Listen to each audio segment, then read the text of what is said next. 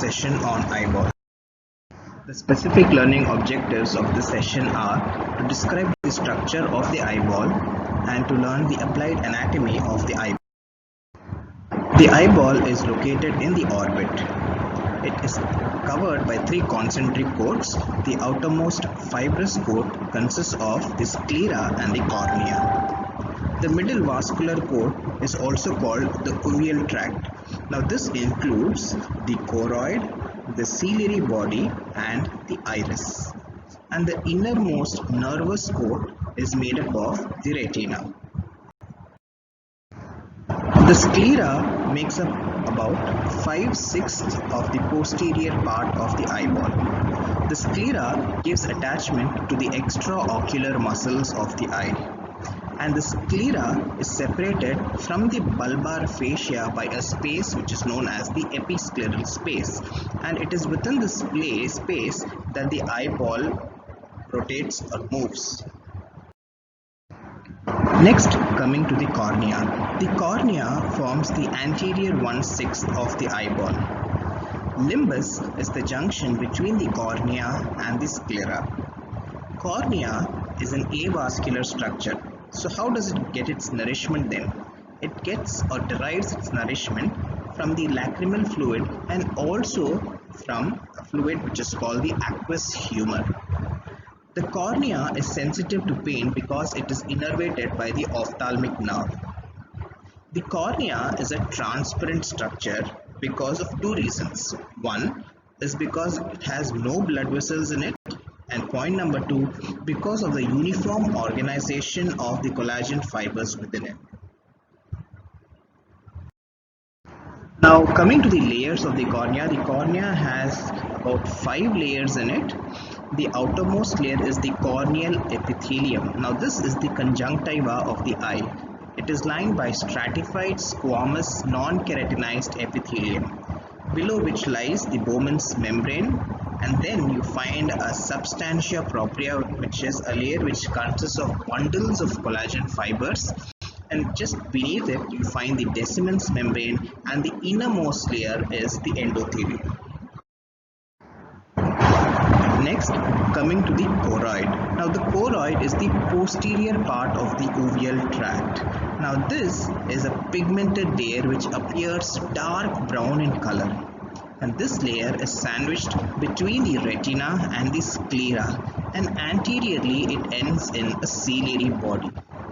The choroid consists of two layers, an outer vascular layer and an inner choriocapillary layer.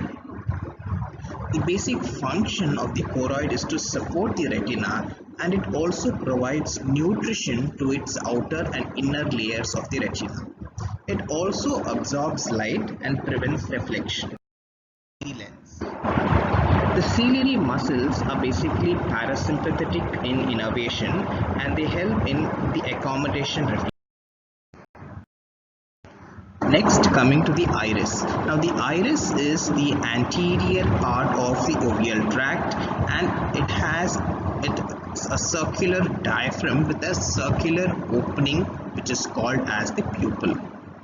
Now the iris, the color of the iris depends upon the pigmentation which it bears, and the principal function of the iris is that it adjusts the size of the pupil and controls the amount of light which could enter the eye.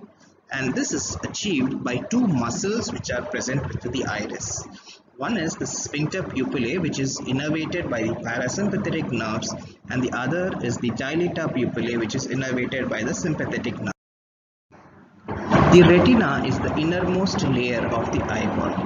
Externally, it is attached to the choroid, and internally, it is separated from the vitreous body or the vitreous chamber by a membrane which is called the hyaloid membrane.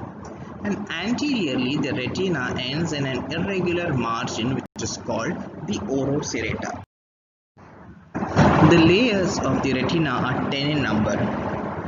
The outermost layer is the pigmented layer, under which you find the layer of rods and cones, Please note that the layer of rods and cones only contains the dendritic processes of the rods and cones and not the cell bodies of the rods and cones itself. And just underneath it you have the external limiting membrane, below which you will find the outer nuclear layer which contains the cell bodies of the rods and cones. Then we have the outer plexiform layer in which we find the synapses between the axons of the rods and the cones. The inner nuclear layer contains the cell bodies of the bipolar cells. The inner plexiform layer contains the synapses of the axons of the bipolar and the dendrons of the ganglionic cells.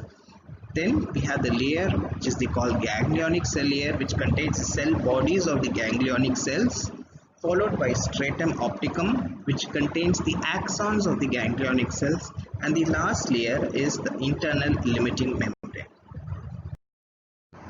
The optic disc. Now the optic disc is about 1.5 millimeters in diameter, and this is a circular pale area from which the optic nerve begins. The optic disc is devoid of rods and cones and is called the blind spot of the eye. The rods and cones are photoreceptors which are present in the retina. Basically, the rods are about 120 million in number and they are concerned with dim vision, whereas the cones are 7 million in number and they are concerned with bright vision and also with color vision.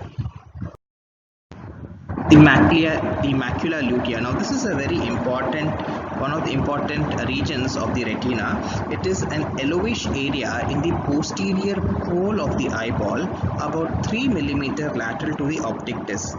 The macula presents a central depression called the fovea centralis, and only cones are present in the fovea, and hence it is concerned with discriminative vision. The lens is a transparent biconvex structure and is located behind the iris. The lens are suspended by the ciliary body by means of suspense. The eye is divided into an anterior chamber and a posterior chamber. The space between the cornea and the iris is the anterior chamber, and the space between the iris and the lens is what is called the posterior chamber. The vitreous body. Now, the vitreous body is a colorless jelly-like transparent mass which fills the posterior segment of the eyeball. The vitreous body is covered by a transparent membrane which is called the hyaloid membrane, which separates it from the retina. The aqueous humor. The aqueous humor is a clear protein-free plasma fluid which fills the anterior and posterior chambers of the eye. The secretion of the aqueous humor is by the capillaries of the ciliary body in the posterior chamber, and then it passes into the anterior chamber through the pupil, and then it gets drained by the sinus venosus sclerae, which is nothing but the venous space at the corneoscleral junction in the anterior chamber. And to end with the applied anatomy, glaucoma. Glaucoma is a condition wherein there is an increased intraocular pressure in the eye, either because of any fault in the drainage mechanism of the aqueous humor, and this, if not treated, could even damage retina and could lead to blindness. Cataract, on the other hand, is nothing but the opacity of the lens.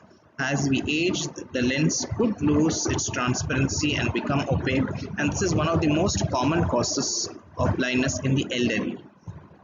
Next, we have hypermetropia and myopia, which are errors of refraction, and this is because of hypermetropia is because of increase in the and decrease in the anteroposterior diameter of the eyeball.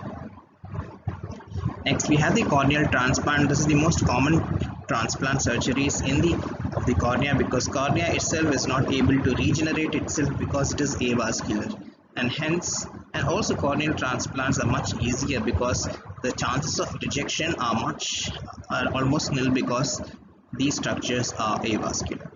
So thank you all.